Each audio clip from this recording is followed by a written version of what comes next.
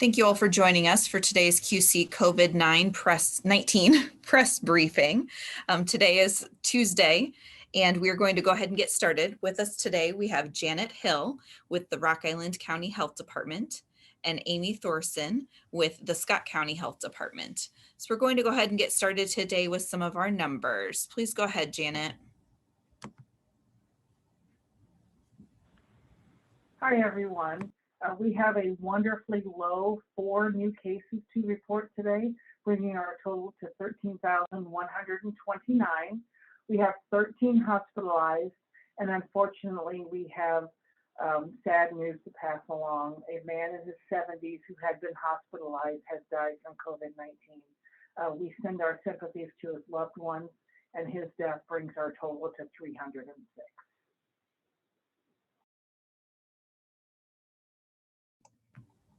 In Scott County, we've had 18,630 positive COVID-19 tests, which is a 4% positivity rate over the last 7 days. And we have had 219 total deaths of Scott County residents. Okay, Janet, can you provide us some of the prepared information that you have? Sure. Almost everyone we've talked to at our mass vaccination site at the Camden Center in Milan has been impressed with its efficiency. We are grateful that Governor J.B. Pritzker and the Illinois Department of Public Health deployed these resources to us. Most people are in and out in less than 30 minutes.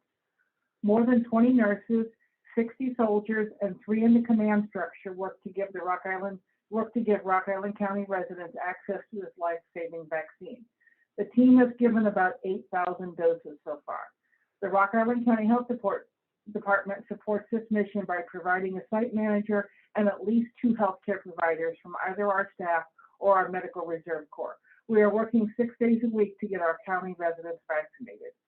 We understand that the process for registration for this clinic hasn't gone as smoothly as we would like. We are working to get registration links available earlier, but we have to wait for the vendor to approve our clinic link request. Earlier this afternoon, we posted links for this week's Thursday, Friday, and Saturday clinics. Most of Thursday morning is reserved for seniors who registered through our partnership with Alternatives. Our goal is to get links posted several weeks out so you can schedule your second dose right away, but we don't have control over when the links are created.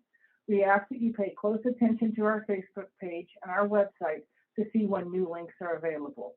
We all want to set schedule for posting, and we will continue to strive for that. Until then, please check those sites frequently. We created a video on Monday that explains this process step by step. It is available on our Facebook page, our website, and our new YouTube channel. To find it, search for Rock Island County Health Department on YouTube.com. Both Dr. Anthony Fauci and our own Dr. Louis Katz says that the best vaccine to take is the one that's offered to you. That said, only the Pfizer vaccine has been given emergency use authorization for people ages 16 and 17. Neither the Moderna nor the Johnson & Johnson vaccine have been approved for anyone younger than 18. We will post which vaccine is available at the clinic each day. This week, the clinic for the rest of the week will have Pfizer vaccine, even though the information with the link says Moderna. We had a last-minute switch. One last thing, please make sure that you eat and drink something before getting your vaccine. Having a meal before the vaccine could help those with a history of fainting, and water prevents dehydration. Thank you.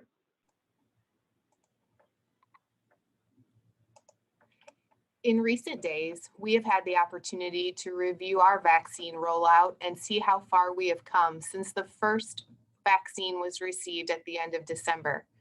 Scott County started with 1 vaccine source, the Iowa Department of Public Health, and 1 vaccine, Pfizer. Less than 4 months later, there are 3 approved vaccines coming into our community, and these vaccines are coming from multiple sources to a variety of partners. Local pharmacies Hy-Vee and Maine at Locust are receiving vaccine directly from the federal government through a national pharmacy partnership. Community healthcare is receiving federal vaccine through an initiative for federally qualified health centers. And lastly, Our department continues to receive vaccine from the state health department, and this is the supply that we are giving to local healthcare providers. In Scott County, these partners have assisted in providing more than 59,200 doses of vaccine. We now have more than 18,700 residents that have been fully vaccinated. While supply has increased, we know it is not yet plentiful. Those days are coming. In the meantime, as we receive additional allocations of vaccine, we will continue to work with our partners to get vaccine where it is needed and where it can be put in the arms of community members quickly. Some weeks, that means scheduling a one-day vaccination clinic at our Sears location. Other weeks, it means providing additional doses to community partners to help in other ways. Throughout this time, we have used portions of our vaccine supply to continue vaccinating priority groups qualifying in Iowa's Phase 1B tiers.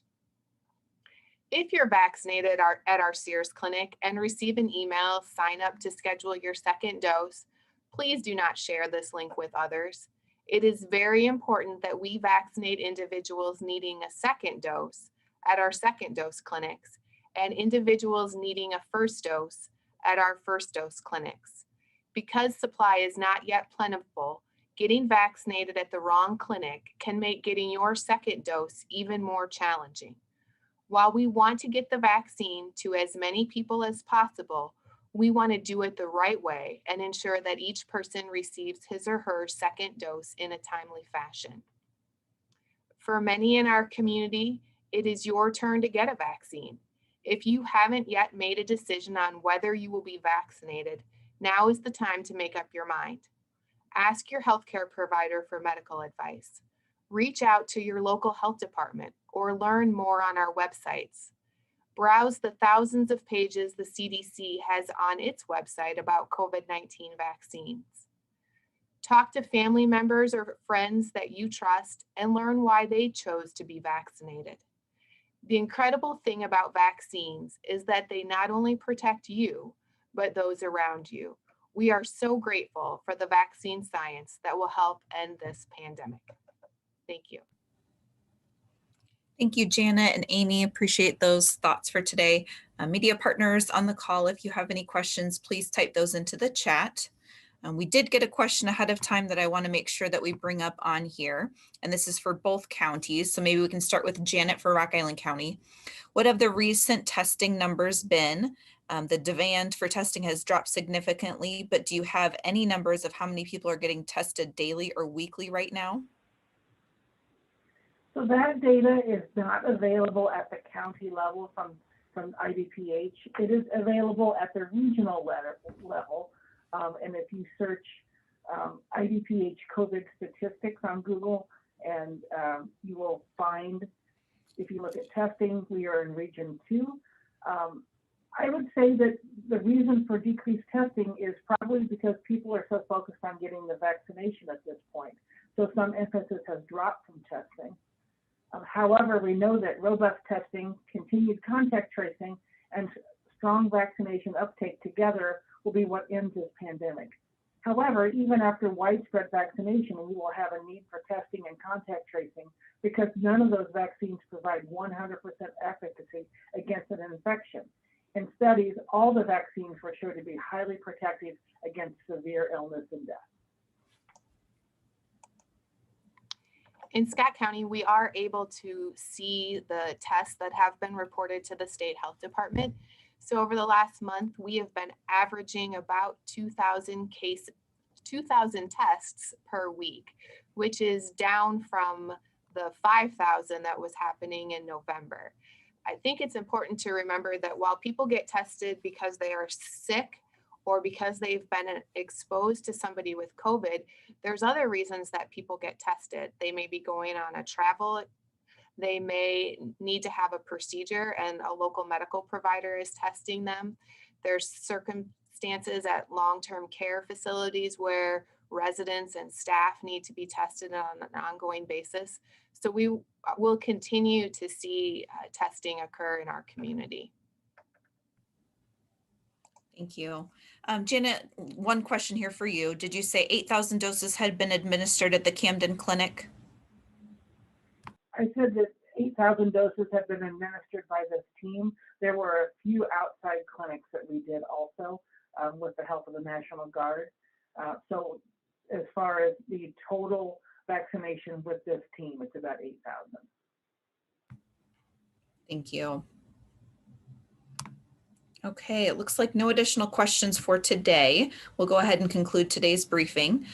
Just due to not a lot of new information to share with you that we're seeing this week, we are not planning on having a second press briefing later this week. So our plan is to talk with you all again next week. If anything comes up in the meantime, we know we will be sending you information through a press release or through other communications. So please be watching for any of that should it be needed.